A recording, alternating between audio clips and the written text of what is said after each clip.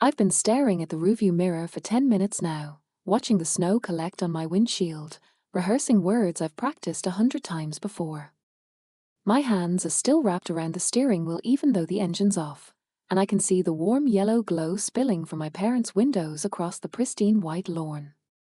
Everything about this house looks perfect from the outside. It always has. The engagement ring is in my purse, tucked inside a velvet box that cost me 3 months of careful budgeting. Michael wanted to come with me tonight, but I told him I needed to do this alone. I needed to be the one to tell them about the promotion, about us, about the life I'm finally building. I needed them to see me differently this time. I'm 31 years old, and I'm still hoping my mother will be proud of me. The gifts are arranged carefully in my trunk, a leather-bound photo album I spent weeks assembling, filled with family memories I curated and captioned by hand. Cashmere scarves for Mom. A first edition for Dad. Thoughtful, expensive things that say I see you, I value you, I belong here too. I check my reflection in the mirror one more time, smooth down my hair, reapply lipstick.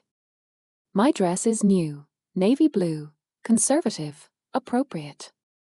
Nothing she can criticize. I practiced my announcement in the bathroom this morning while getting ready for work. I have some really exciting news to share.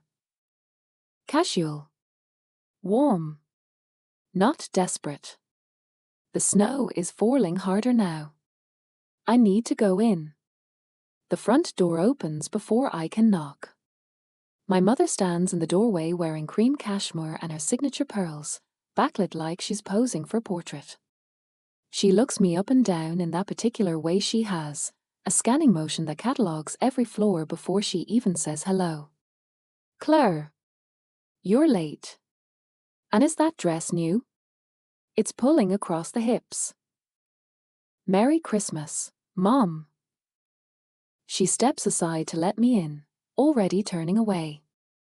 Everyone's in the living room. Andrew brought champagne, the good kind. Lauren just made partner at her firm. Can you believe it? 30 years old and already a partner. Your father's beside himself. I set my purse down in the entryway and start unwinding my scarf. The house smells like pine and cinnamon, everything arranged with a kind of precision that makes you afraid to touch anything. There are white roses in crystal vases, candles that have never been lit, furniture that looks like it belongs in a catalogue. I actually have some news too, I say, but she's already walking away. In the living room, my brother Andrew is holding court near the fireplace, still wearing his hospital ID badge like a medal. He's tall, confident, perpetually golden. Our father sits in his usual chair, nodding along to whatever Andrew is saying, while my sister Lauren perches on the arm of the sofa, scrolling through her phone with one hand and holding champagne with the other. My grandmother Evelyn is the only one who looks up when I enter. She's 92 now, sharp as ever, sitting in the corner like she's observing an experiment. When our eyes meet, she gives me a small, knowing smile that feels like the only genuine welcome I'll get tonight. There she is, Andrew says, not unkindly. The artiste.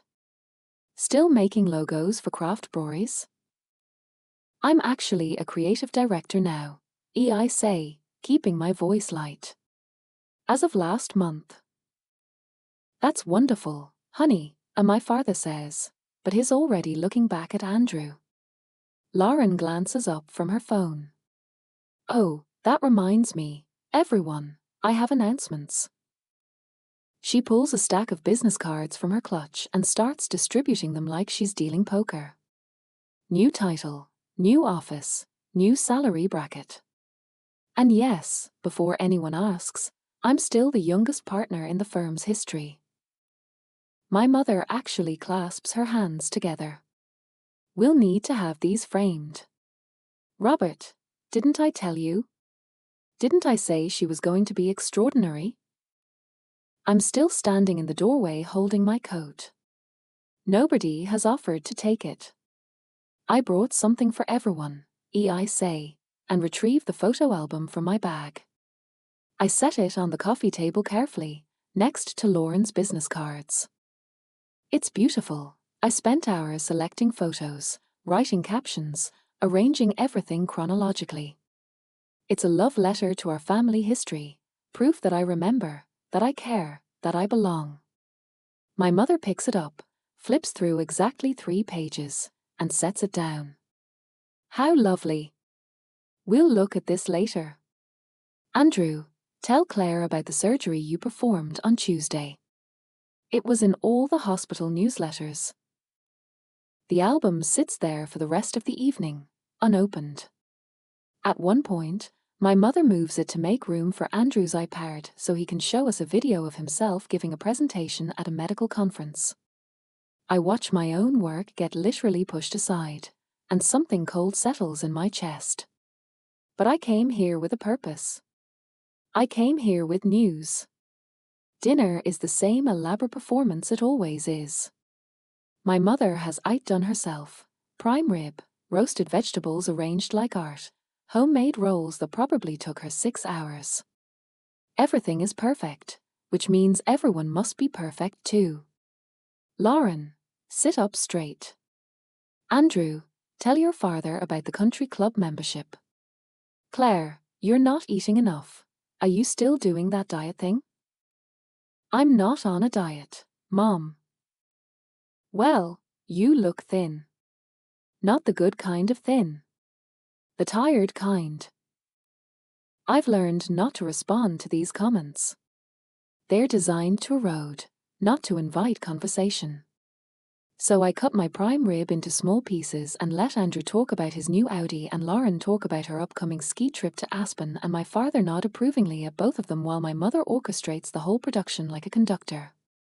My grandmother has barely touched her food. She's watching me instead, and when I glance at her, she mouths something I can't quite make out. But her expression is clear. I see this. I see what they're doing to you. I wait until there's a lull in the conversation. My heart is pounding, but I've practiced this. I can do this. I have some news I'd like to share. I say. Andrew is mid-sip of wine. Lauren is checking her phone. My mother is cutting her vegetables into microscopic pieces. Michael proposed. I continue. We're engaged. We're getting married next fall. The silence that follows is so complete I can hear the antique clock ticking in the hallway. My father recovers first. Well, that's wonderful, Claire. Congratulations. Michael the teacher? Lauren says, like she's identifying a species. The one who drives the Honda? Yes, the teacher. The one I love. My mother sets down her fork with surgical precision. When she speaks, her voice is calm, almost gentle, which somehow makes it worse. I suppose we should be grateful someone wanted you. God knows you've been difficult to place. No real career, no particular talents, that personality of yours. At least he seems manageable. Not ambitious, obviously, but I suppose that's for the best. He won't expect much. The words land like stones dropped into still water. Ripples spreading outward. My brother looks uncomfortable. My sister looks at her plate. My father opens his mouth and closes it again. But something strange is happening inside me. Instead of the familiar crushing feeling, the tightness in my throat, the sting of tears I'll cry later in my car, there's nothing. Just a clear, cold emptiness. And in that emptiness, a thought forms with perfect clarity. I don't have to do this anymore. I reach into my purse and pull out my phone. Open my banking app. The numbers are all there, carefully categorized, meticulously tracked. 3 years of transactions, each one a small erosion of my future. Can I share something interesting? I say. My voice sounds distant to my own ears, calm in a way that makes everyone look at me. I start scrolling through the transfers. Out loud. Slowly. March 2023. Car lease payment for Andrew's Audi. $1,500. You told me it was temporary, that you'd pay me back after your bonus came through. Andrew's face goes pale. July 2023. Medical deductible for Lauren's elective procedure. $4,000. You said insurance was going to cover it retroactively. Lauren opens her mouth. I keep going. September 2023. Bar exam prep course. $3,500. October. Student loan payment. $2,000. November. Another car payment. December. Emergency dental work for Dad. $2,800. I look up from the phone. Everyone is frozen. Should I keep going? Because I can. I have 3 years of this. $41,000. Not loans. Not investments. Gifts.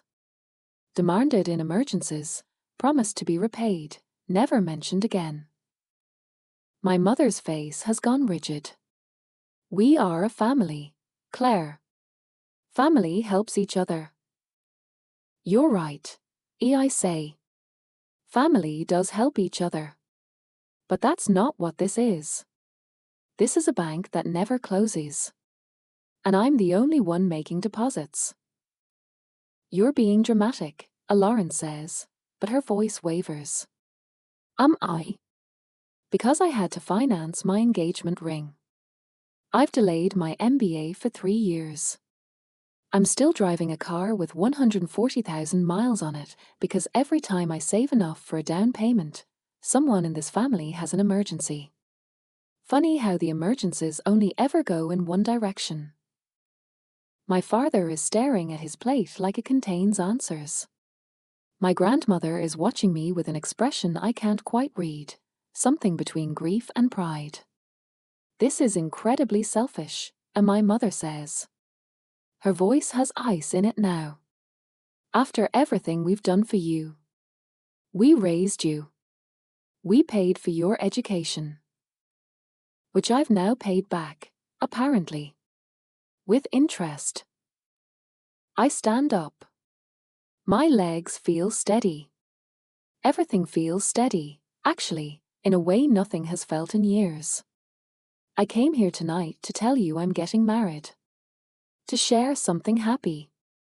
But you couldn't even do that, could you? You couldn't let me have one moment where I wasn't useful or convenient or less than. Claire, my father starts.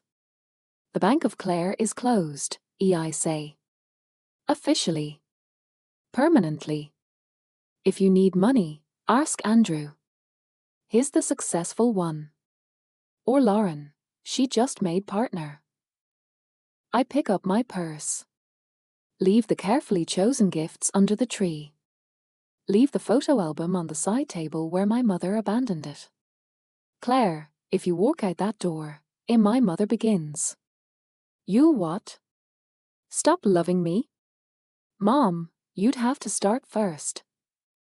My grandmother speaks for the first time all evening. Go, sweetheart. Drive carefully. I kiss her cheek on my way out. She squeezes my hand, and I feel something pressed into my palm. When I get to my car, I open my hand and find a small folded check. $2,000. A note in her shaky handwriting, for your wedding. Not a loan. A gift. I'm proud of you. I sit in my car and cry for the first time all night, but they're not the tears I expected. They're clean. Clear. The kind you cry when something that's been broken finally falls away completely. The next 3 days are quiet. My phone doesn't ring. No texts. No emails. Just silence from the family group chat that's usually buzzing with demands and updates and photos of Andrew's kids. On the fourth day, it starts. An email from my mother to every aunt, uncle, and cousin in our extended family. Subject line: a mother's heartbreak. It's a masterpiece of manipulation. I'm ungrateful, mentally unstable, influenced by my fiancé, having some kind of breakdown. She's worried about me. She's tried everything. She just wants her daughter back. The responses start trickling in. Some people believe her. Some people are confused. A few reach out to me directly, careful, probing. I respond with facts. Dates. Amounts. Screenshots. I don't editorialize. I don't attack. I just present the truth and let people draw their own conclusions. My cousin Jennifer, who's always been perceptive, calls me on day 6. Holy shit, she says. I had no idea. I mean, I knew Aunt Patricia was particular. But this is financial abuse, Claire. The term startles me. It's not abuse. It's just, family dysfunction. No, babe. It's abuse. And the fact that you're not sure tells me everything I need to know about how long it's been happening. Lauren texts me on day 8. A wall of text, all caps in places, oscillating between fury and tears. I'm your sister. How could you embarrass us like this? MOM is devastated. Dad won't talk to anyone.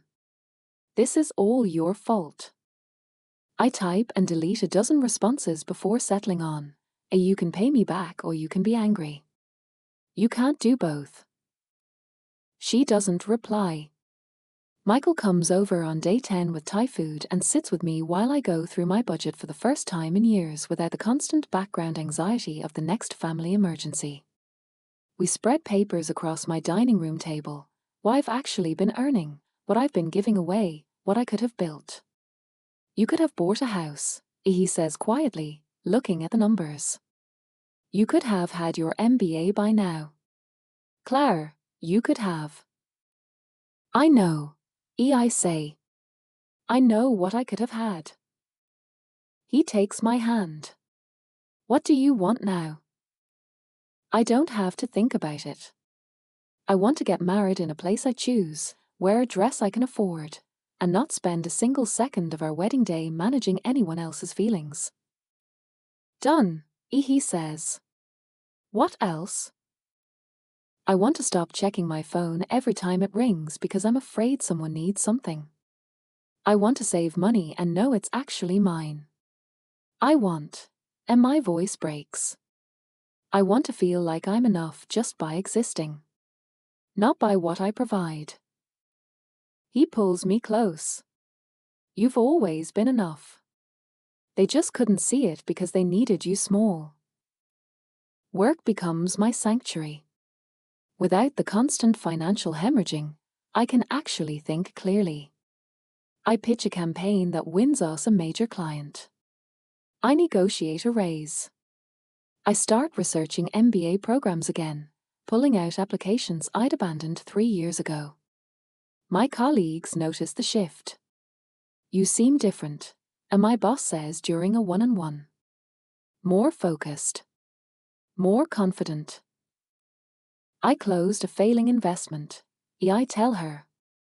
Cut my losses. She doesn't ask for details, but she promotes me to lead on the biggest project we've landed all year. On day 19, my mother and Lauren ambush me.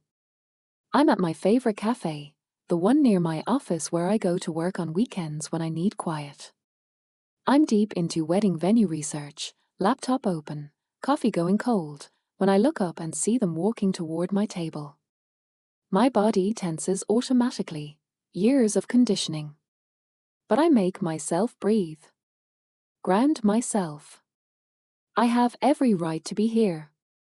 They're the ones intruding. Claire, my mother says. She's using her public voice, the one that's pitched to carry, to attract sympathy from nearby tables. We need to talk about this situation. You've been avoiding us. I haven't been avoiding you. I've been living my life. You humiliated us, Lauren hisses, sliding into the seat across from me uninvited. Do you know what people are saying? Do you know what this has done to Mom's reputation? I imagine it's done exactly what the truth usually does. My mother sits down too, and I notice she's calculated this perfectly. 2 against 1, public space, other patrons glancing over with curiosity. She thinks I'll fold under the pressure of an audience. You're throwing away your family over money, as she says, and her eyes are actually wet. It's an impressive performance. Money we gave you out of love, out of trust. And you've turned it into something ugly. No, I say calmly. You turned it into something ugly when you made me your emergency fund and never once acknowledged what it cost me. We're your family. You're my relatives, I interrupt. Family doesn't work like this. Family doesn't take and then call you selfish when you're finally empty. Lauren's voice drops to a harsh whisper. Just tell us what you want. Do you want an apology? Fine. We're sorry. Can we move on now? I want my money back. The silence that follows is sharp enough to cut. That's not, we don't have, Lauren stumbles over the words. Then we have nothing to talk about. I close my laptop, gather my things. Signal the barista for my check. If you do this, and my mother says, and now the tears are gone, replaced by something cold and hard, if you actually go through with this wedding without us, without me, you will regret it for the rest of your life. I stand up. Put on my coat. The barista brings my check and I hand her my card, then gesture to my mother and sister's untouched coffees. Add theirs too, please. I look at my mother while I sign the receipt. This is the last bill I'll ever cover for you. Merry Christmas. I walk out. My hands are shaking, but I walk out. Behind me, I hear Lauren say something sharp and angry. My mother's voice, raised now, performing distress for the cafe full of strangers. But I keep walking. Out into the February cold, into my car, into my life. The breakthrough with my father happens quietly, 3 weeks later. He shows up at my apartment on a Tuesday evening, still wearing his work clothes. He looks older than I remember, tired in a way that's deeper than physical exhaustion. Can I come in? He asks. I almost say no. But something in his face stops me. We sit in my living room, and for a long time, he doesn't say anything. Just looks at his hands, at my bookshelves, at the framed photo of Michael and me that sits on my mantel. I didn't know, he finally says. The extent of it. Your mother managed the finances, the family stuff.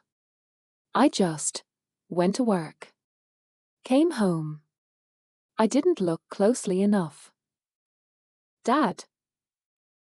Let me finish. He meets my eyes.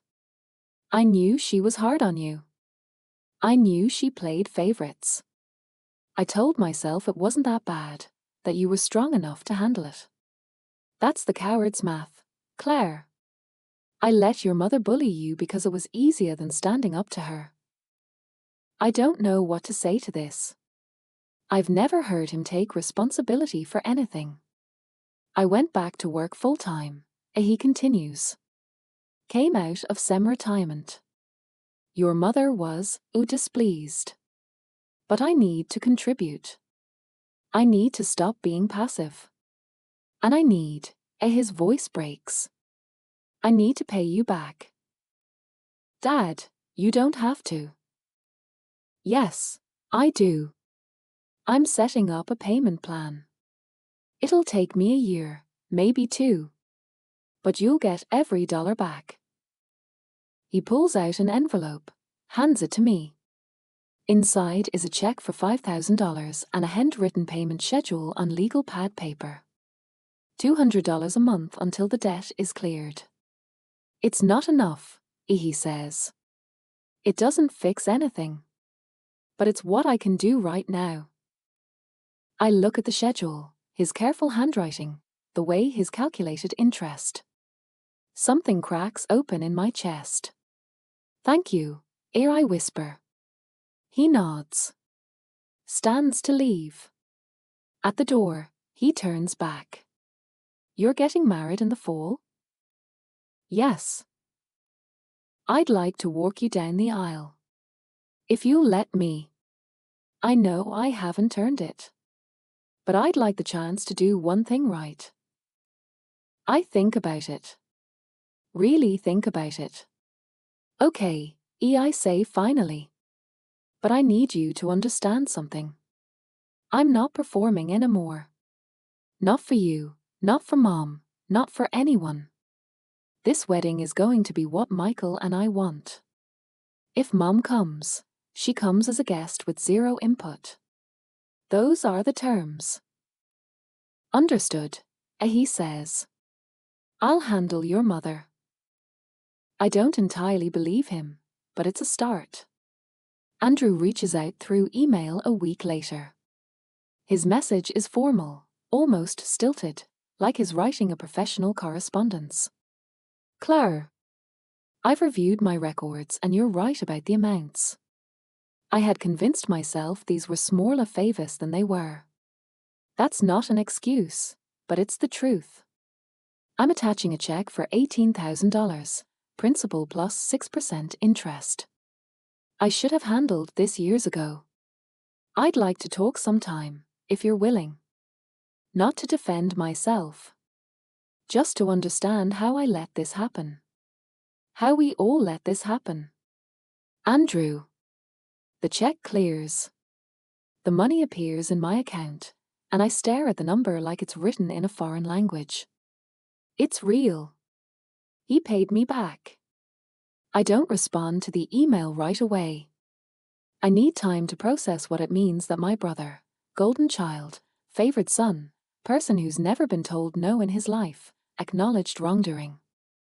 Eventually, I write back, let's get coffee next month. After the wedding planning calms down. Lauren is harder. She doubles down, triples down. Sends me articles about family estrangement and cult-like behavior. Tells me I'm being manipulated by Michael, that I'm having some kind of quarter-life crisis, that I'm destroying our family's legacy. I don't engage. Block her number when the messages become abusive. I grieve the sister I thought I had, but I don't negotiate. 4 months before the wedding, I get a different kind of message from her. No screaming. No accusations. Just, I don't know how to fix this. I write back, start with the money. Weeks pass. Then, one day, a bank transfer appears. $12,000. A note, payment plan for the rest. I'm sorry it took this long for me to see clearly. It's not reconciliation. But it's something. Wedding planning becomes an unexpected joy. Without my mother's interference, without the weight of family expectations, Michael and I choose everything ourselves. A small venue in the mountains. A local florist who does wildflower arrangements. A photographer friend who gives us the family discount. Everything simple, meaningful, ours.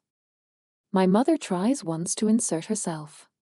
She calls the venue directly, claiming to be coordinating on my behalf, trying to make changes. The venue coordinator calls me to confirm, and I shut it down immediately. Put a password on all our accounts. Send a clear email to my family. Any attempt to interfere with wedding vendors will result in disinvitation from the event. The boundary holds. My friends step up in ways that surprise me.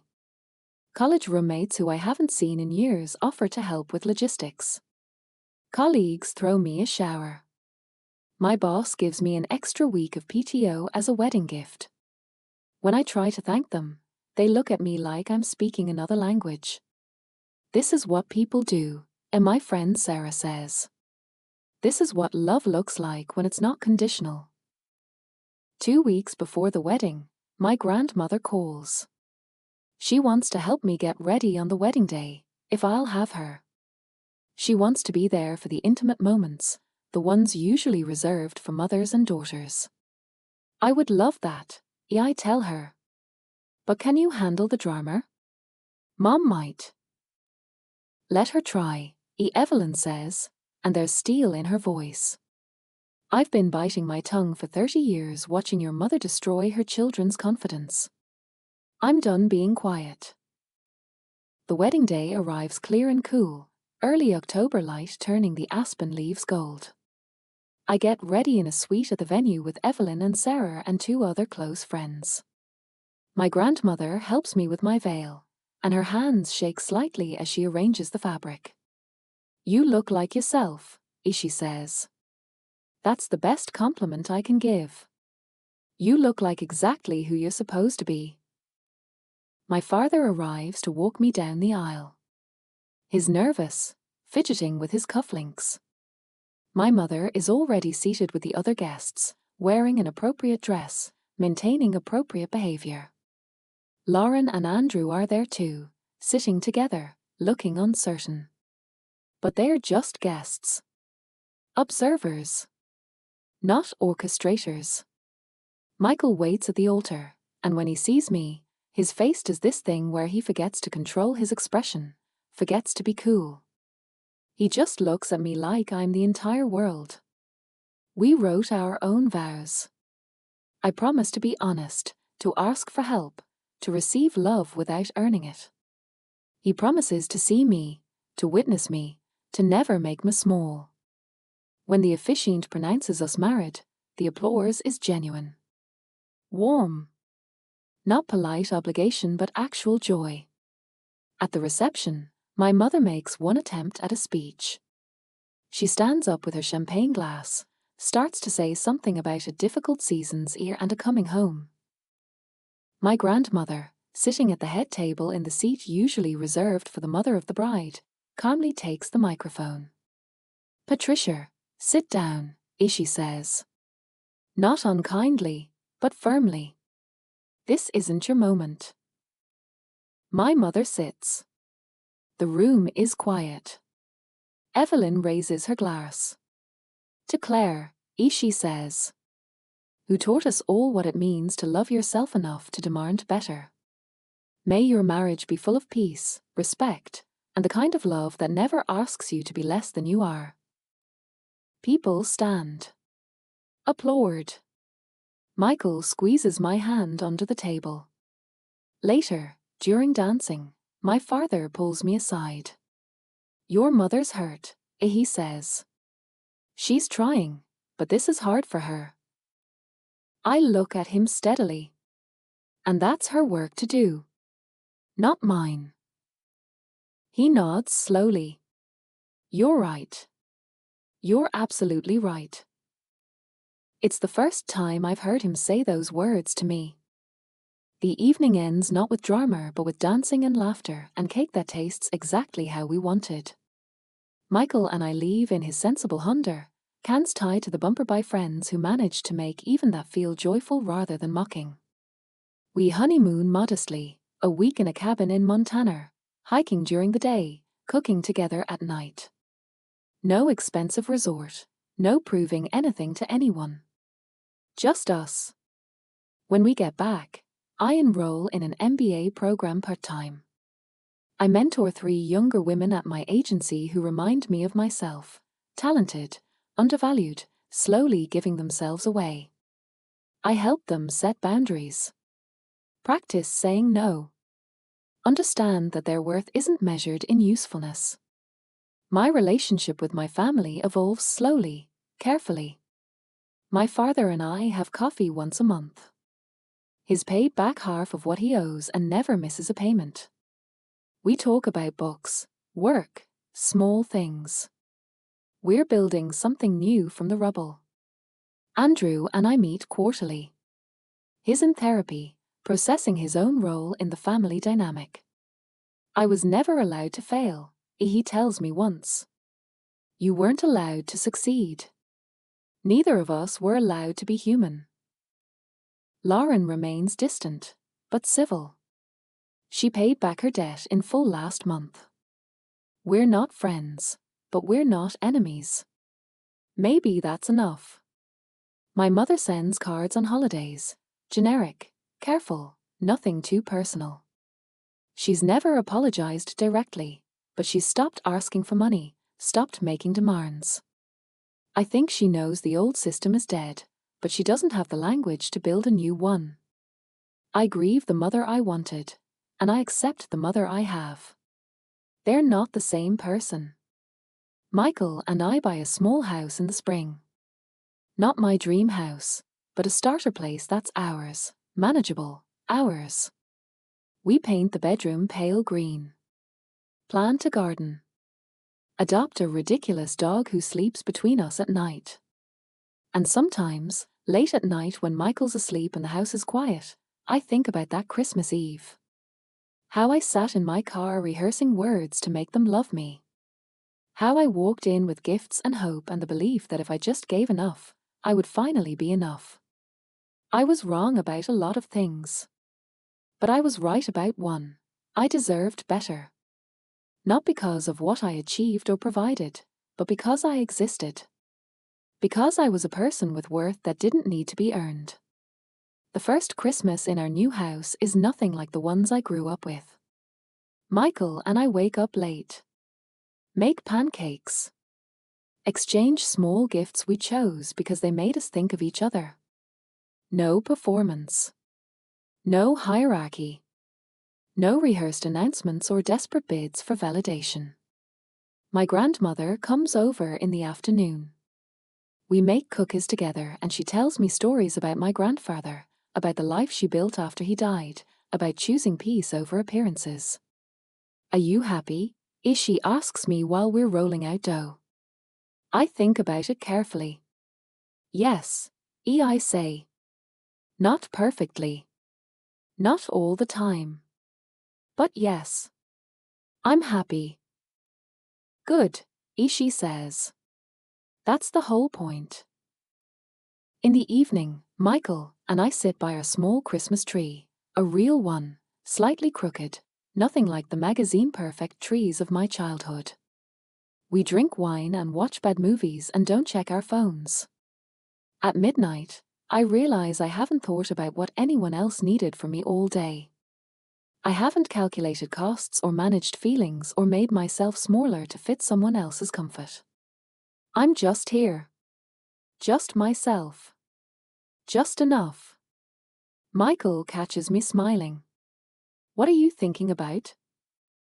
Nothing, I say. Everything.